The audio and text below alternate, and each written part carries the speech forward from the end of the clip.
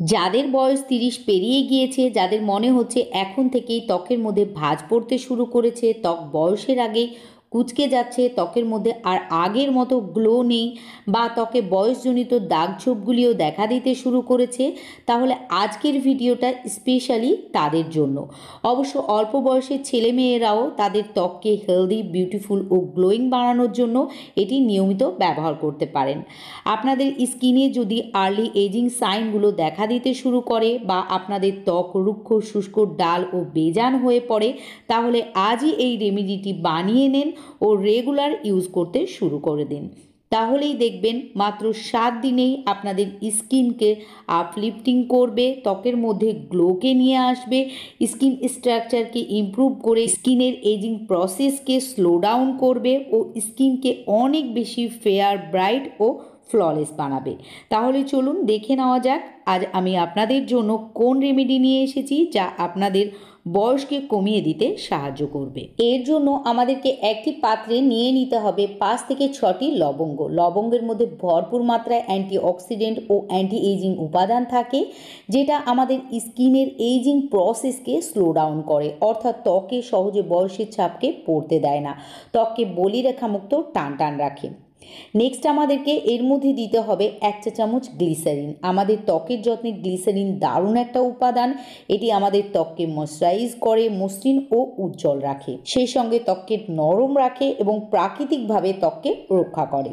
এবার এখানে 2টি ভিটামিন ই ক্যাপসুল অ্যাড করতে হবে। আপনারা ভিটামিন ই ক্যাপসুল যে কোনো মেডিকেল শপে খুব সহজেই কিনতে পেয়ে যাবেন। এটি দামেও খুব সস্তা, কিন্তু এর রেজাল্ট দুর্দান্ত।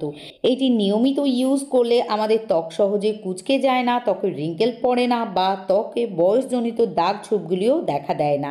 এটি আমাদের রুক্ষ, শুষ্ক, বেজান ত্বককেও নরম, কোমল, মসৃণ ও গ্লোয়িং বানাতে সাহায্য করে।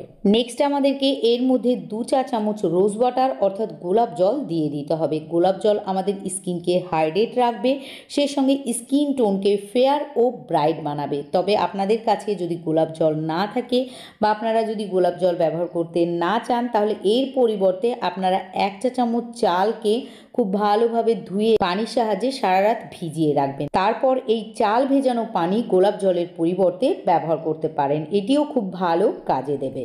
ফাইনালি এর মধ্যে 1 চা চামচ অ্যালোভেরা জেল দিয়ে খুব ভালোভাবে মিশিয়ে নিতে হবে। অ্যালোভেরা জেল আমাদের ত্বকে সুদিং ইফেক্ট দেবে, অ্যাকনে, পিম্পল, র্যাশ, দানা দানা ইত্যাদি সহজে হতে দেবে না, ত্বককে ভেতর থেকে হাইড্রেট রাখবে। এখানে আমি বাজারজাত অ্যালোভেরা জেল নিয়ে নিয়েছি, আপনারা গাছের অ্যালোভেরা জেলও নিতে পারেন।